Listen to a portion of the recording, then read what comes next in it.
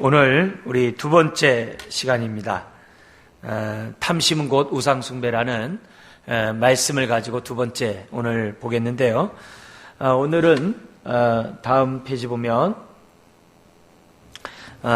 첫 번째, 지난주에 서론했고요. 오늘 첫 번째로 우리가 늘 원했던 그 모든 것이 때로는 우상숭배가 돼서 우리의 삶을 최악으로 이끌 수 있다는 사실을 우리가 좀 이 시간에 좀 살펴보기를 원합니다. 그래서 하나님은 우리의 인생이 최악으로 끝나는 것을 원치 않으셔서 우리의 삶 속에 우리가 잘못 의지하는 것들을 보게 하시고 그런 것들을 버리라고 때로는 내놓으시라고 우리 하나님께서 우리에게 요구하신다는 거죠. 그때 우리는 그걸 내놓으면 다 끝나는데, 이거 내놓으면 우리 인생이 재미가 없는데, 이거 없으면 무슨 낙으로 살지? 그렇게 위기의식을 가질 수 있고 생각할 수 있습니다. 그러나 하나님이 달라고 하실 때는 다 이유가 있어서 달라고 하는 거죠. 그래서 그런 의미에서 오늘은 우상과 연관해서 늘 원했던 모든 것이 때로는 그것이 우상이 될 수 있다는 사실에 대해서 한번 우리가 염두에 두시면서 오늘 좀 강의를 좀 봤으면 좋겠습니다. 서론 가운데 첫 번째고요. 다음 페이지 넘어오겠습니다. 자, 1980년대 말 신시어 하이멜이라는 사람이 유명한 말을 했습니다. 내가 알고 있는 이제 미국 사람인데요. 유명 인사가 되는 사람들 가운데, 친구 가운데 유명 인사가 되는 그 순간 괴물로 변하는 것을 자기는 많이 이렇게 경험했다라고 하는 그런 말을 했다는 겁니다. 그래서 다음 페이지 보죠.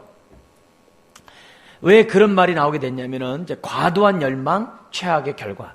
내가 뭐에 대해서 아주 과도하게 열망한 것이 오히려 그것이 나에게 독이 되고 해가 된다는 그 사실입니다.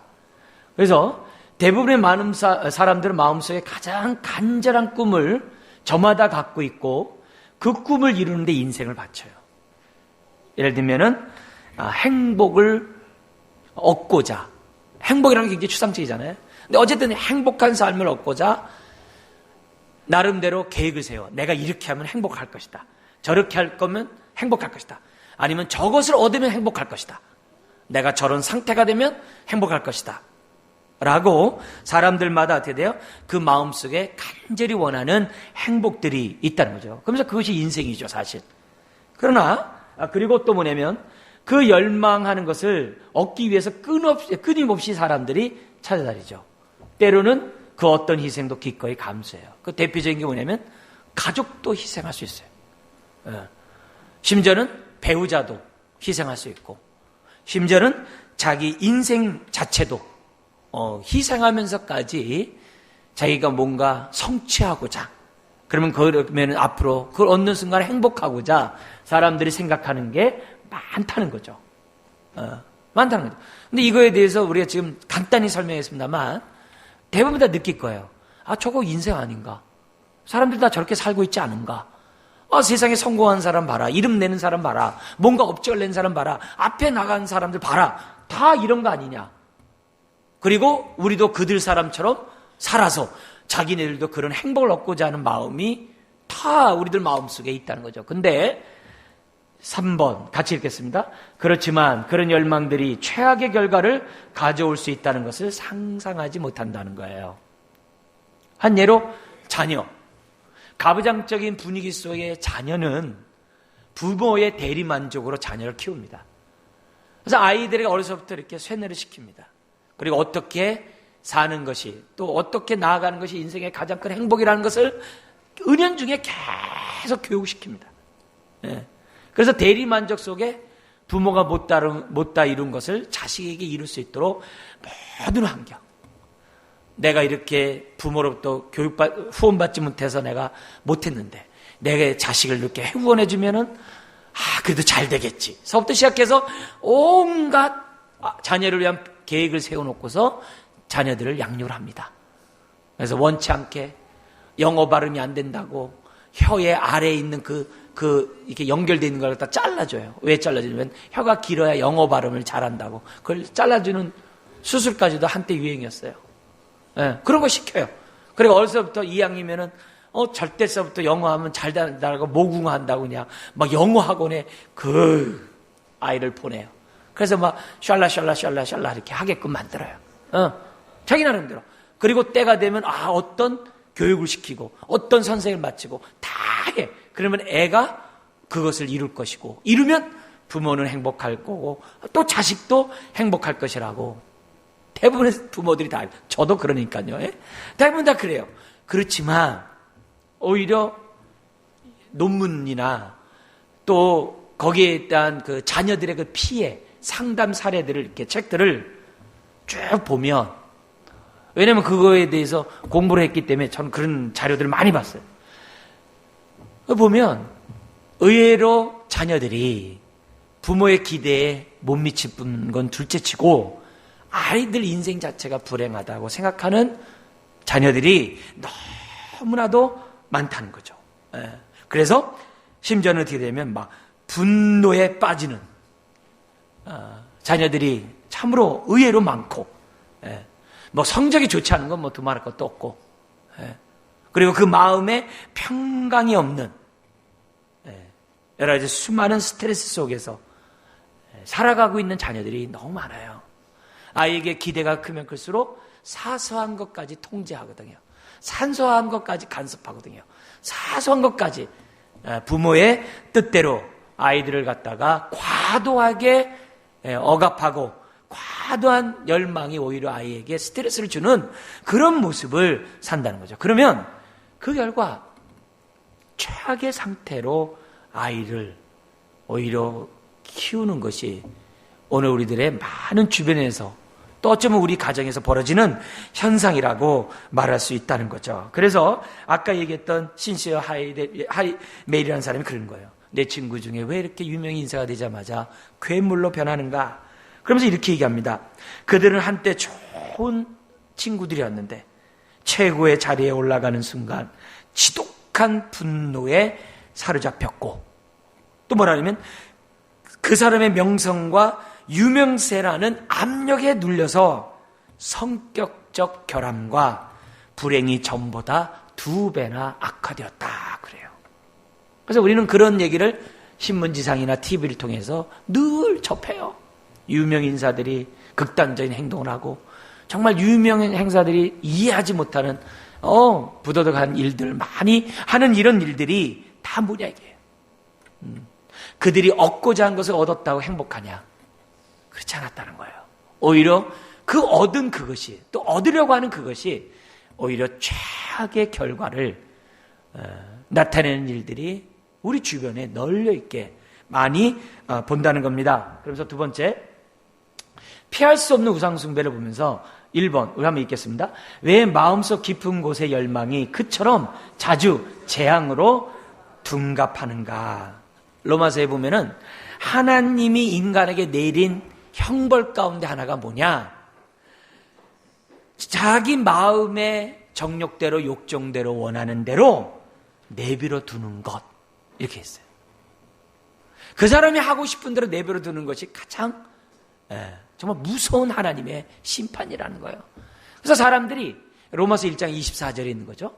그러니까 사람들이 자기가 하고픈 대로 생각나는 대로 왜요?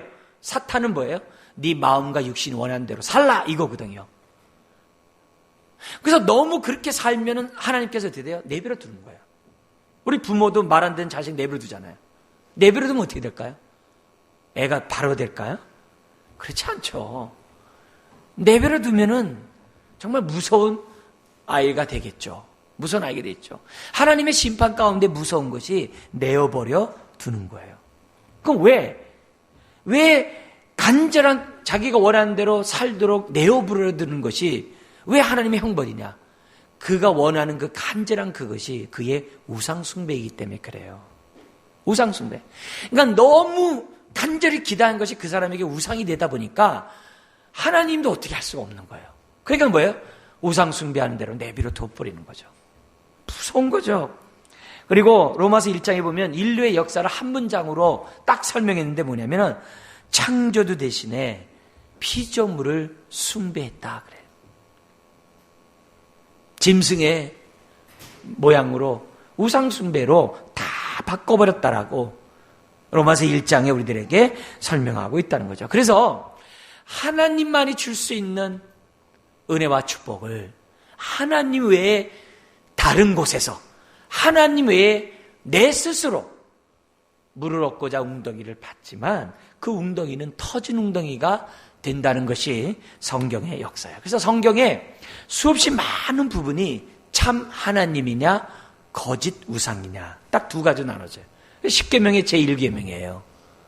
우리는 참 신이신 하나님만 섬겨야 될 줄 믿습니다. 근데 내가 우상을 섬기겠다 무슨 형상이 있는 게 아니에요.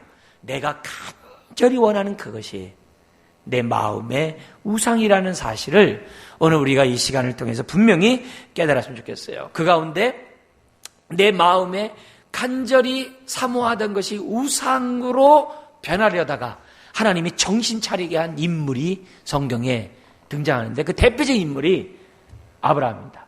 자, 그래서 다음 편에 볼게요. 아브라함이라는 인물인데 이 아브라함이 이게 무슨 소리냐 이렇게 얘기할 수 있습니다만 지금 말씀을 보면은 아브라함이 우상숭배에 빠질 것을 하나님이 건지시고 오고 오는 사람들에게 우리도 아브라함처럼 될 수 있다는 사실을 알려주므로 내가 하나님의 간절히 기대하고 바랐던 것이 나에게는 무엇인지 이 시간에 살펴보기를 이 시간 정말 주는 우리 교훈인 줄 압니다. 자, 여기 보면은 이 창세기 12장 유명한 성경 말씀이죠. 12장 1절 3절을 보면 하나님은 아브라함에게 나타나가지고 약속을 해요. 한번 읽겠습니다. 내가 너로 큰 민족을 이루고 내게 복을 주어 내 이름을 창대하고 하리니 하게 하리니 너는 복이 될지라. 이렇게 돼 있어요. 이렇게 나오면 최고죠. 하나님이 우리에게 딱 나타나셔서 내가 너로 큰 민족을 이루고 얼마나 감사해요. 감사하죠. 네. 근데 이 명령은 아브라함에게 있습니까? 아브라함에게 있는 게 아니에요. 오늘 저와 여러분들 하나님 자녀 모두에게 주신 거예요. 그래서 이사야 선지자는 한 사람이 천을 감당하겠고 그랬거든요. 그죠? 큰 민족을 한 족속을 이룬다 그랬단 말이에요. 저와 여러분들. 그리고 내 이름을 창대하리라. 이거 얼마나 굉장합니까? 그래서 교회 이름도 창대교회가 있잖아요. 예? 그러니까 하리니 너는 복이 되면 또 복의 통로가 된다는 거죠. 이게 하나님이 아브라함에게 주신 굉장히 중요해요. 그래서 아브라함은 갈 바를 알지 못하는 곳이지만 이 큰 민족을 이루겠다는. 왜요? 그 당시 아브라함은 자식이 없었거든요. 근데 너를 통해서 큰 민족을 이루겠다는 그 약속을 드리니까 어떻게 돼요? 모든 거 물불을 가리지 않고 이민을 갚아버리는 거죠. 예. 하나님이 약속한 모든 땅에 가는 거예요. 그런데 그 아버지가 따라 나섰어요. 그래? 자식이 생겨? 그렇죠. 할아버지 입장에서 자식 생긴다면 못할 게 뭐 있어요? 야, 같이 가자. 따라갔어요. 그래가지고 지금 이라크 지역에서 살고 있었는데 출발해가 되면 지금 뭐냐면 저 시리아 지역까지 따라와요. 따라왔는데 자식이 없네. 그래서 그 지역을, 이게 초생딸 지역이거든요. 그 지역을 벗어나면은 메소포타미아의 그 풍부한 문명이 없는 거예요. 근데 하나님은 그 가나안 땅으로 들어가라는 거예요. 근데 가나안 땅은 불모지 땅이거든요. 그러니까 아버지가 뭐냐면은 못 가겠다는 거지. 연로하니까 여행을 못 하는 거죠. 그래서 아버지가 돌아가실 때까지 그 구역에 있다가 데라는 거기서 장사를 지냅니다. 그러니까 자식 따라왔다가 고향 떠나서 따라왔다가 결국 어떻게 돼요? 손주 녀석 못 보고 먼저 하늘나라 간 거죠. 그리고 아브라함이 어떻게 돼요? 가나안 땅에 이제 들어오게 되는 이런 거죠. 그러다 여러분도 잘 알다시피 25년 만에 임신하지 못한 불임의 가정에 이삭을 통해, 이삭이 웃음이거든요. 하나님의 웃음을 경험하는 가정이 되었어요. 자, 근데 여기서 아브라함이 이삭을 얻고자 하는 일련의 그 본토 친척 아비 집을 떠나고 행동했던 그 모든 것들이 순수한 하나님의 영광을 위한 신앙이었는가?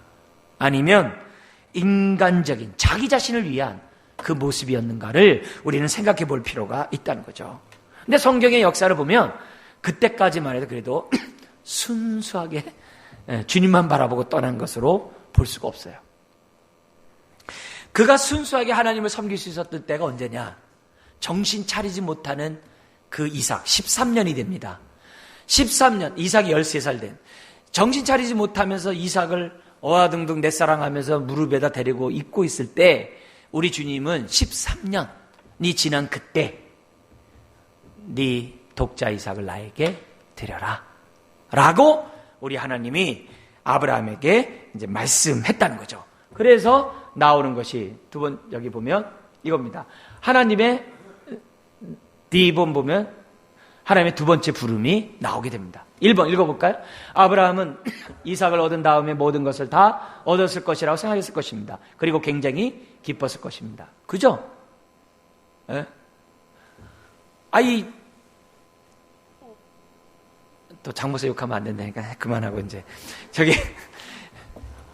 예를 들면 우리 누가 좋은 대학 인류대학 간 부모들 어때요? 할렐루야죠. 야 드디어 언제나 모든 거 다 얻었다. 여러분 인류대학 간다고 다 얻었습니까? 직장 얻어야죠. 결혼해야죠. 결혼한다고 다 됐습니까? 짝 잘못 만나보세요. 진짜 사는 게 아니죠. 그죠? 뭔가 다 얻을 것이라고 다 사람들이 할 거라고요. 그렇게 계획대로 된다. 그래서 굉장히 기뻤을 겁니다. 100세 얻어가지고 13살이 됐으니까 얼마나, 또 13살은 우리와 달리 이스라엘 사람들은 성년식을 합니다. 그래서 빛의 아들의 성년식을 해요. 왜 빛의 아들이냐? 모세 오경을 다 외워서 토라의 말씀에 익숙하게 되므로 말씀의 자식이 됐다는 의미에서 성년식을 해요. 우리는 나이가 되면 성년식 하잖아요. 걔네들은 그렇게 안 해요. 성경을, 모세 오경을 암송할 때 성년식을 해요. 빛의 아들로 무장할 때 성년식을 한단 말이에요. 기뻐서요. 근데 하나님의 놀라운 메시지가 떠는 거죠. 뭐냐? 창세기 22장 2절 읽겠습니다. 여호와께서 이르시되 내 아들 내 사랑하는 독자 이삭을 데리고 모리아 땅으로 가서 내가 내게 일러준 한 산 거기서 그를 번제로 드리라. 오마이갓, 그죠? 얼마나 이 끔찍한 그런 모습이 하나님의 명령 가운데 주어진 거죠. 그러니까 이 끔찍한 명령은 뭐냐면 그 당시 아브라함에게 이삭은 전부였죠. 어떻게 보면 최악의 시험이죠. 그렇지만 우리 하나님은 아브라함에게 대대요 그 이삭을 바치라는 거예요. 왜 그럴까? 성경을 이렇게 전체적으로 보면 뭐냐면 하나님의 약속만 바라보고 주 앞에 따라왔던 그 아브라함이 하나님의 약속보다는 누구만 보고 있는 거예요? 이삭만 보고 있는 거죠. 자기 자식만. 그러다 보니까 하나님은 점점 희미해지고 그가 받았던 하나님의 큰 민족을 이루고 복의 통로가 되고 정말 이 열국의 아비가 되겠다는 그 약속 온데가 안 되었고 그냥 이삭만 바라보는 그런 근시안적인 사람. 그리고 더 나아가서 어떻게 돼요? 이삭이 어느 순간에 우리 하나님 말씀 보세요. 내 아들, 하나님의 아들이 아니에요. 네 아들, 네가 사랑하는 독자 이삭. 이게 뭐예요? 오로지 그렇죠. 할아버지가 되면 손주에 필꽃이겠죠. 저도 우리 어린애들 보면 이뻐 죽겠는데 그거 100세 얻은 아이 얼마나 이쁘겠습니까? 그죠? 눈에 넣어도 안 아프겠죠. 여러분, 자녀를 사랑하지 말라는 게 아니에요. 하나님 자리에 자녀를 놓지 말라는 거죠. 왜요? 하나님 자리에 자녀를 놓는 순간에 그 아이는 나의 우상이 되거든요. 그리고 그 아이를 통해서 기쁨을 얻고자 하고 그러면 기쁨을 못 얻어요. 그러면 못 얻는 뭐예요? 나는 불행하니 잘못 살았니 어쨌다 이렇게 얘기하거든요. 그게 아니라는 거예요. 더구나 끔찍한 것은 그 아이를 내 뜻대로 키우기 때문에 하나님 뜻보다는 애를 망쳐요. 여러분, 나보다도 우리 아이를 잘 키우는 분이 하나님이세요. 나보다도 우리 아이를 잘하는 분이 우리 아버지세요. 근데 내가 마치 뭔지 다 하는 것처럼 아이를 키워요. 근데 아이 키워봐서 아시겠습니다만 내가 낳은 자식 맞아요? 아이를 켜놓고 보면 내 마음대로 됩니까? 천만에요. 그걸 깨닫고 빨리 또 포기하면 되는데 거기에 또 연민에 빠져가지고 또 잠깐가면서 일생 살아요. 아직 못 보는 거죠. 이랬던 아브라함에게 그런 모든 기쁨을 없애고 참된 기쁨, 참된 행복을 주시기 위해서 주님은 어떻게 돼요? 하나님과 자기 사이에 가로막고 있었던 이삭을 잠시 이렇게 비껴놓으신 게 이삭을 바치라고 하는 명령이에요. 그래서 이게 아브라함의 굉장히 끔찍한 명령이고요. 이 아브라함이 한 이 명령을 오해한 사람들은 수천 년 동안의 많은 사람들, 더구나 요즘 배웠다고 하는 사람들이 아브라함이 한 이 명령을 보면서 그런 비인격적인 하나님 안 믿겠다고 그래요. 그래서 1번 읽어보겠습니다. 많은 사람은 하나님 이삭을 바치라는 명령에 거부감을 드러내고 있다는 거죠. 우리 대표적인 우리 실존 철학자 키에르케고르 있어요. 아주 굉장히 정말 실존 철학자에서 아주 이 하나님을 믿는 철학자예요. 근데 이 사람이 뭐라 하냐면 두려움과 떨림의 책에서 뭐라 하면 이렇게 얘기했어요. 믿음이 뭐냐? 비이성적이고 불합리한 것이래요. 하나님을 알고 있는 철학자인데도 이렇게 얘기를 해요. 그래서 그는 하나님의 명령이 이치 맞지 않았고 여태까지 말씀하셨던 것과 다른 거지만 아브라함은 그래도 그 명령에 순종했기 때문에 그가 위대한 믿음의 사람이다 이렇게 얘기를 해요. 말도 그 말도 그렇듯하고 은혜가 되죠. 다음 보세요.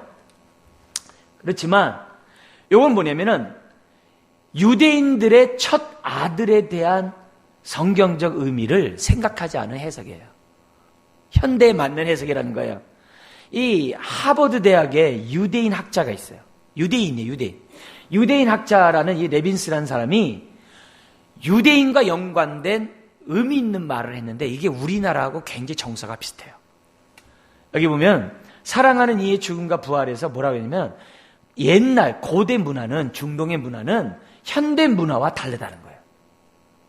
현대는 개인주의자이지만은 고대는 개인주의가 아니었다라고 얘기한다는 거죠. 네. 그래서 고대에는요, 나 한 사람의 행복을 꿈꾸지 않아요. 항상 우리 가문의 영광, 이걸 꿈꿔요. 그리고 가문이 천대까지 이루어지기 바라는 마음에서 부모는 모든 재산을 누구에게 줘요? 장자에게 줘요. 우리나라도 그렇잖아요. 지금은 안 그럽니다만 옛날엔 다 장자에게 다 줬어요. 둘째 아들은 배고파 굶어 죽어도 장자는 뭐예요? 비단 옷으로 있는 거예요. 흥부와 놀부가 그거 아니에요. 그래서 장자 중심으로 한다는 얘기는 뭐예요? 한 개인보다도 가족 공동체라는 그런 개념이 있다는 거죠. 그래서 이 유대인들에게 있어서 장자는 그냥 장자가 아니에요. 그 집안의 모든 거예요. 우리나라에서도 다 비슷한 정서가 우리들에게 있다는 거죠. 그래서 현대에서는 개인의 능력에 따라 성공을 해요. 그러나 고대는요, 개인이 아무리 능력이 있어도 누가 해야 돼요? 그 집안을 일으켜야 돼요. 가문의 영광이 돼야 돼요. 그게 유대인들의 사고방식이고 우리나라의 조상들이 갖고 있었던 사고방식이죠.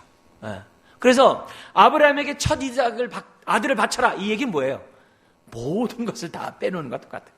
예술가에게 그의 뭐예요? 창의적인 생각을 다 뺏어버리는 것과 똑같아요. 오늘 저와 여러분들 손발 다 잘라놓은 것과 똑같아요. 그 모든 것을 다 가져가는 것이에요. 그런 의미예요. 애굽에서 장자의 심판은요, 모든 것을 다 씨를 말리겠다는 거예요. 무서운 얘기죠. 그래서 아브라함 입장에서 장자를 내놔라 딱 그 얘기 딱 들었을 때 아브라함은 어떻게 생각했을까? 키에르케고르처럼 저건 비합리적이다, 저건 모순적이다, 그렇게 했을까요? 만약 그렇다면은 자식을 하나님 앞에 드리지 않았겠죠. 그 말을 딱 듣는 순간에 아브라함이 정신이 뻗쩍 드는 거죠. 그래서 아브라함이 어떻게 돼요? 다음날 아침 일찍이 자기 아들과 함께 모리아산으로 갔다는 거예요. 네, 갔다는 거예요. 그러니까 아브라함의 입장에서 보면 그 13년이라는 세월은 정말 행복했었을 거예요. 다 얻은 거. 그러나 하나님은 그 이삭보다도 이삭을 통해서 이루시고자 하는 하나님의 약속에 하나님의 뜻이 있었다는 거예요. 그래서 아브라함의 명령에 순종을 했을 때 뭐야? 즉각적인, 그래서 창세기 22장 3절 아침에 일찍 일어나 했던 거예요. 그러나 이 사건이 있기 전까지는 아브라함이 하나님을 순수하게 믿었냐? 그러지 못했던 거죠. 제대로 알고 믿었냐? 그러지 못했다는 거죠. 자, 그러면서 이런 얘기합니다. 다음 페이지에 보면은 아브라함이 어떻게 생각했냐면 하나님이 이삭을 뭐 한다고 생각했어요? 다시 돌려줄 것을 생각했어요. 왜? 이 씨를 통해서 열국이 된다기 때문에 내가 아들을 죽이면 하나님이 아들을 다시 살려내게 하고 왜? 전능하신 하나님이니까 그러겠구나. 이 믿음만 해도 대단하죠. 어쨌든 이 부분이 대단하죠. 그래서 이 아브라함이 종들에게 이르되 너는 나귀와 함께 여기서 기다리라. 내가 아이와 함께 저기 가서 예배하고 우리가 너에게로 돌아오리라. 이렇게 얘기를 해요. 그러니까 아브라함의 입장에서 보면 어떻게 돼요? 하나님이 다시 돌려줄 것을 믿었어요. 예배를 드리지만 번제는 아이를 죽이는 거잖아요. 그렇지만 아브라함은 그 순간에 하나님이 약속을 이룰 것을 믿었다는 거죠. 그래서 하나님 그 믿음을 옳게 여기신 거예요. 근데 그런 믿음을 갖기 전까지 아브라함에게 뭐예요? 이삭은 우상으로서 서서히 자리 잡고 있었다는 거죠. 있었다는 거죠. 그런 관계가 하나님과 아브라함 속에 있다는 거예요. 자, 그러니까 아브라함은 키르케고가 얘기한 것처럼 맹목적 신앙이 아니었죠. 비이성적인 신앙이 아니었죠. 자기가 하면 하나님이, 전능하신 하나님이 이삭을 다시 살리실 것이라는 나름대로 합리적인 믿음을 가지고 모리아 산으로 올라갔다는 거죠. 그죠?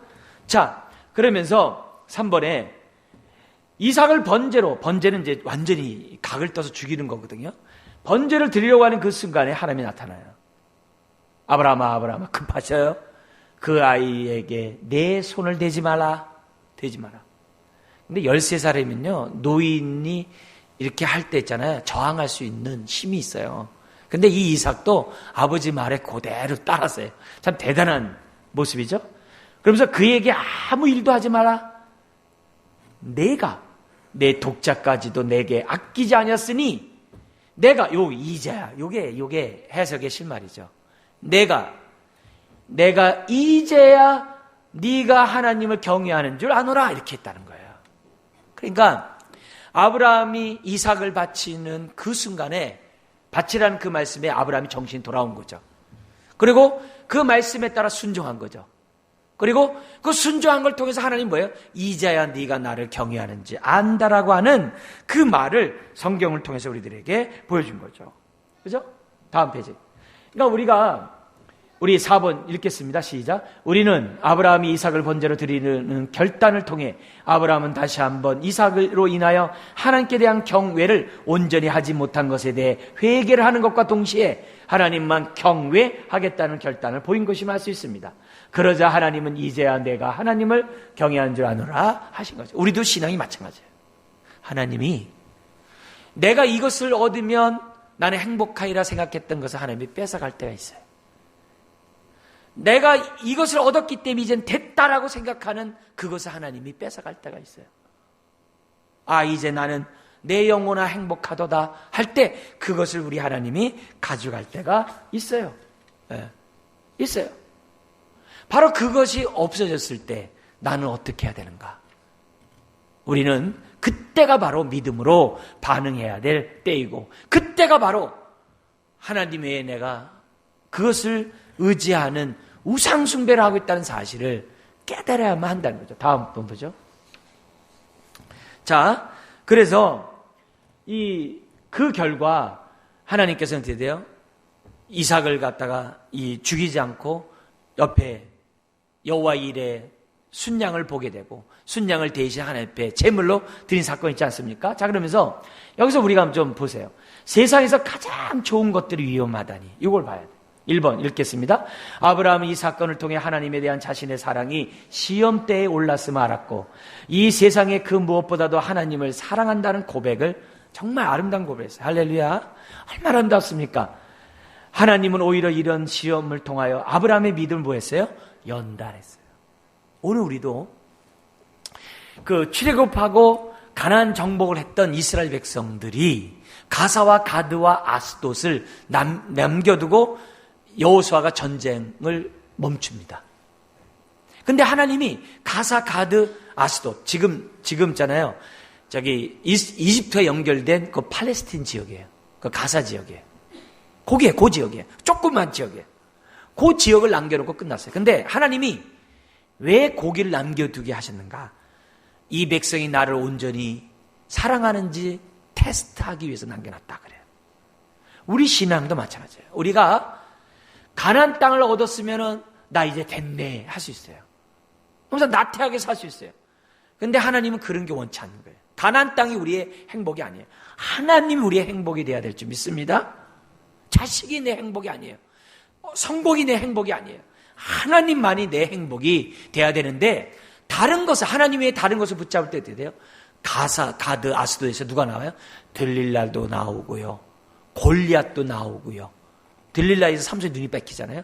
거기 뭐예요? 온갖 정말 우리를 괴롭히는 것들이 그 작은 지역에서 나왔다는 거예요. 우리의 삶도 마찬가지라는 거죠. 우리가 하나님으로 인하여 만족하지 않고 하나님만 섬기지 않으면 뭐가 나타나는지 몰라요. 오늘날에 골리앗이 나타날 수 있고 여러 가지들이 나타날 수 있다는 거죠. 자, 그래서 3번 읽겠습니다. 그렇다면 이것은 아브라함에게 또 다른 측면에서의 은혜요, 긍휼이죠. 그죠? 왜냐? 가만 내비뒀다면 아브라함은 타락할 여지가 충분히 있죠. 왜? 자기 안에 이삭이 나의 우상이 되어서. 아브라함이 이 사건을 통해서 우선순위를 분명히 하라는 거예요. 여러분의 가족도 마찬가지예요. 여러분의 가족이 우상도 될 수 있어요. 여러분의 능력이 우상이 될 수 있고요. 여러분의 성과가 우상이 될 수도 있고요. 심지어 여러분의 뭐예요? 외모가 우상이 될 수도 있어요. 저마다 다. 그래서 4번 아브라함이 이 사건 후에야 비로소 아들을 바르고 현명하게 사랑하고 하나님의 약속에 따라 키울 수 있었다는 거죠. 자, 그래서 오늘 우리가 하나님의 이름과 영광과 뜻보다도 자녀들의 성공, 나의 뜻을 성취하는 것에 우리가 모든 것을 두는 일이 없도록 해야 돼요. 특별히 부모들은 자식들이 내 모든 게 부모의 덕분입니다. 여러분 그것에 만족하려고 하지 마셔야 돼요. 나의 나됨이 부모의 덕분입니다. 그 다음에 플러스가 있어야 돼. 이 모든 게 하나님의 은혜요, 하나님의 뜻인 줄 믿습니다. 이렇게 해야 어이구 내 자식아 해야 돼요. 그렇지 않고 그냥 다 부모님 때문이야. 그럼 막 좋아가지고 그냥 그래 내가 헛살지 않았네. 여러분 그 말 안 해도 우리는 주님 안에서 행복할 줄 알아야 돼요. 에? 주님으로 만족하지 못하면 애가 어긋날 수 있어요. 애가 망나니가 될 수 있어요. 애가 내 품을 벗어날 수 있어요. 그러나 우리가 주님 앞에 바로 서면 기어 들어오지 말라 그래도 내 품에 들어온다고. 그게 우리들이 가져야 될 모습이라는 것을 우리들에게 보여줘요. 자식을 통해 대리 만족하려고 하는 이런 것은 이기적인 것이고 진실한 사랑이 아닐 수 있다는 것을 오늘 우리들에게 가르쳐주고 있다는 겁니다. 우리 하나님은 누구보다도 자식을 알아요. 우리를 잘 알아요. 네, 잘 알아요. 그래서 오늘 우리가 이 시간에 대신 바치는 제물에 대해서 우리 한 번 더 짚고 다음번 마무리하려고 하는데요. 이 사건 훗날 십자가의 죽음을 예고하죠. 그죠? 대신 죽은 순자 속에서 죄를 대신 담당한 예수님을 봐요. 우리는 십자가에 나타난 하나님의 사랑을 봐야 돼요. 로마서 8장 32절 시작. 자기의 아들까지 아끼지 않고 우리에게 내어주신 분이 어찌 그 아들과 함께 모든 것을 우리에게 아낌없이 주지 않겠습니까? 다음 페이지 보죠. 네. 여기 안에서 우리가 봐야 될 것이 뭐냐면, 신앙생활 하면서 우리들의 삶 속에서 대신 바쳐져야 될 그런 것들이 지난날의 나의 삶에 한번 가만 보세요. 내가 의지했던 것을 내가 언제 내가 내놓고 하나님 앞에 바쳤지? 만약에 과거에 있었다고 한다면 오늘 여러분은 굉장히 행복하게 살 거예요. 근데 그런 게 없고, 그리고 아직도 내가 하나님 한 분으로 만족하지 못하고 다른 것을 통해서 내가 기쁨과 안전과 행복을 얻고자 하는 것이 만약에 남아있다라고 한다면 하나님은 오늘 이 시간 우리들에게 그것을 나에게 바치라고, 나를 경외하는 줄 내가 테스트하겠다라고 우리 하나님이 말씀을 하신다는 거예요. 그래서 마지막 이제는 우리가 산으로 가야 할 때예요. 예를 들면 우리 인생에서 가장 고통스러운 순간은 우리의 이삭 우상이 위협받거나 제거될 때예요. 그래서 나 이제 끝났다. 나 인생 헛살았다.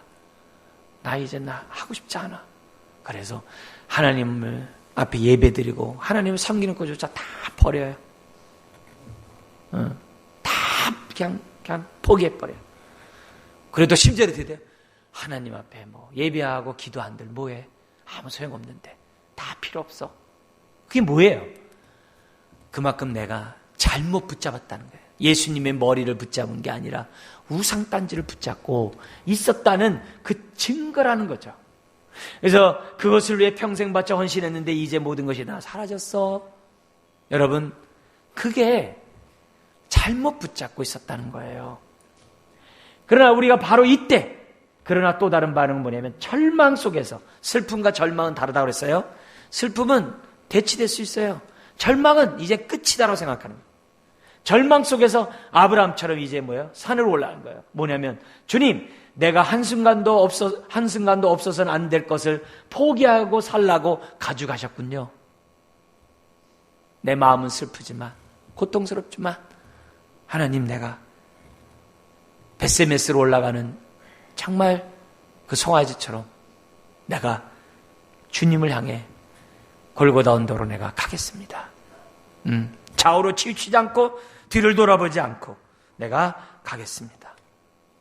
내가 그동안에 그렇게 괴롭고 힘들고 내가 이렇게 내 인생 파탄으로 몰아넣었던 그것이 사실은 나의 우상이었군요. 하나님, 내가 더 이상 이런 낙심과 절망 가운데 있지 않도록 도와주십시오. 여러분, 하나님 외에 다른 것으로부터 기쁨과 행복을 얻고자 했던 것이 있다면 하나님이 가져가실 거예요. 그리고 가져가신 것에 대해서 우리는 정말 안도의 한숨을 쉬어야 돼요. 휴, 살았다 해야 돼요. 슬퍼할 게 아니라, 절망할 게 아니라 해야 돼요. 그래서 하나님 앞에, 주님, 내가 더 이상 짝퉁 하나님 우상을 내가 섬기지 않도록 하나님, 내가 도와주십시오. 짝퉁 하나님은 끊임없이 우리의 정욕을, 탐욕을 유혹할 거예요. 그러나 이삭을 확실히 바치면요, 이 부분에서 흔들리지 않아요. 어떤 때는 하나님이 우리를 구하시려고 하신 것인데 착각해서 나를 죽이려고 하신 것처럼 느낄 때가 많아요. 아브라함을 다루시는 하나님을 볼 때 잔인한 하나님으로 보이지 않는가? 또 이런 하나님 앞에 순종하는 것이 맹목적인 믿음처럼 보이지 않는가? 아니라는 거예요. 오늘 우리 인생 앞에 다시 한번 확실히 하나님과 나와의 관계를 분명히 해야 한다는 것을 우리들에게 보입니다. 마지막 한번 볼게요. 나가는 말 한번 읽겠습니다. 분명한 사실은 아브라함과 같은 사람들을 다루시는 것은 그들 안에 있는 우상을 제거를 함으로 그를 살리시기 위함입니다. 우리도 이런 비슷한 상황이 있을 때마다 선하신 하나님의 손길을 믿고 나의 우상들을 버릴 수 있어야 합니다. 오히려 절망한 것을 회개하고 오히려 예수님 한 분만으로 만족하게 하여 주옵소서. 또 그런 시험의 테스트가 있을 때 하나님만 경외하라고 하는군요 하면서 하나님께 모든 것을 드리는, 결단하는 우리가 될 때 우리 마음의 천국이 이루어지고 내 인생 잘못 산 게 아니구나, 내 인생 참 하나님의 축복 가운데 살았구나, 내가 왜 이렇게 스스로 내 인생을 무거운 짐을 지고 살았을까, 모든 짐을 주님 앞에 내려놓고 내가 주님의 멍에를 메고 주 뜻대로 살아야 되겠다, 여기에 진정한 행복이 있는 줄 믿습니다. 기도하겠습니다. 하나님 아버지, 우리의 삶에 벌어지는 수많은 나쁜 일들에 대해 하나님이 가만히 있을 때 왜 가만히 있는지 따질 때가 많이 있습니다. 내 삶에 오고 오는 많은 고통들이 있을 때마다 원망할 때가 많이 있습니다. 그러나 그 순간에 내가 붙잡아야 될 것이 하나님 한 분뿐이라는 사실을 새롭게 깨닫게 하여 주시옵시고, 우상을 십자가에 못 박아 버리고 참된 하나님만을 온전히 붙잡는 계기가 되게 하여 주옵소서. 주여, 절망하는 그 순간 회개하게 하여 주시고 오직 하나님께만 소망을 두고 항상 찬양하는 하나님의 능력들을 덧입게 하여 주시옵소서. 예수님의 이름으로 기도드리옵나이다. 아멘. 우리 주어진 말씀 놓고 우리 한번 1, 2분 주여, 내가 가장 사랑하고 바랐던 것이 최악의 것으로 정말 열매로 나타날 수 있다는 사실 다시 한번 온전히 깨닫게 달라고 우리 한번 기도하도록 하겠습니다. 아버지 하나님, 오늘 우리들의 삶을 정말 지금까지 인도하시니 감사합니다. 하나님 우리의 삶을 만져주지 않는다면 어찌 우리가 하나님만 사랑하고 하나님만 만족하고 하나님만 기뻐하고 하나님만 의지하며 살겠습니까? 오늘 아버지 하나님 주의 자녀들 한 사람 한 사람 축복하여 주시옵시고 오직 하나님 한 분으로 만족하는 주의 자녀들 되게 하여 주옵소서.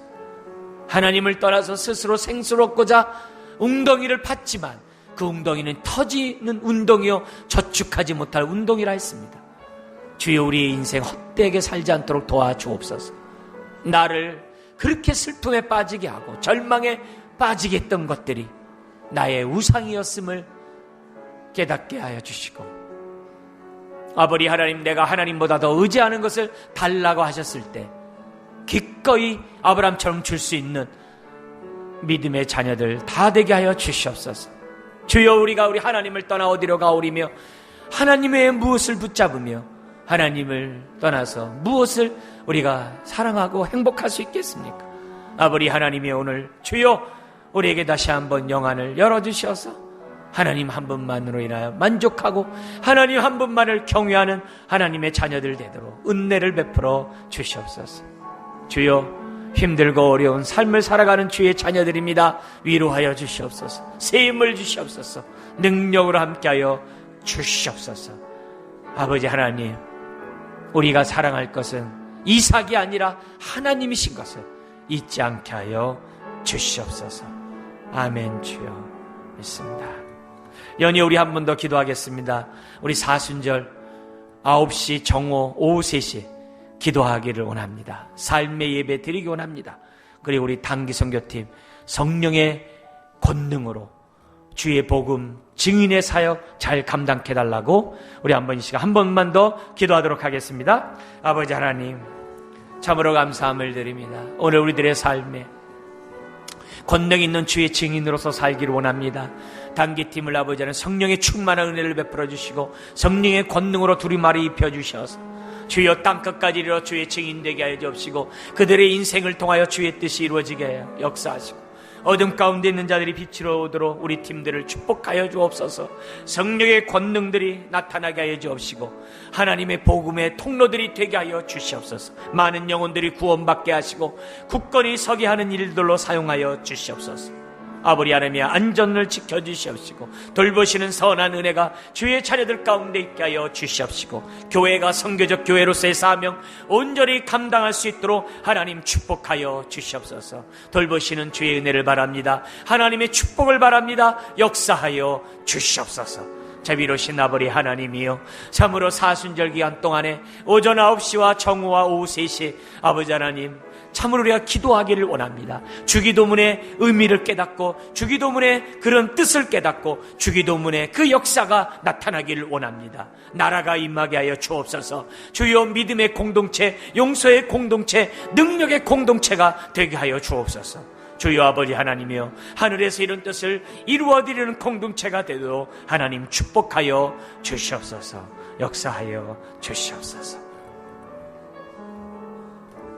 이제는 우리 주 예수 그리스도의 은혜와 독생자 예수 그리스도를 우리에게 주신 하나님의 그 크신 사랑과 성령님의 내주하시고 교통하게 하시는 놀라운 능력이 우리 또 새롭게 우상을 이삭을 버리고 하나님만을 사랑하고자 마음에 결심하는 자녀들 위해 또 명절에 복의 통로가 되고자 하는 자녀들 위해 그리고 또한 필리핀에게 생명의 능력을 전하고자 하는 우리 단기팀 위에 이제로부터 영원토록 함께하옵시기를 간절히 축원하옵나이다.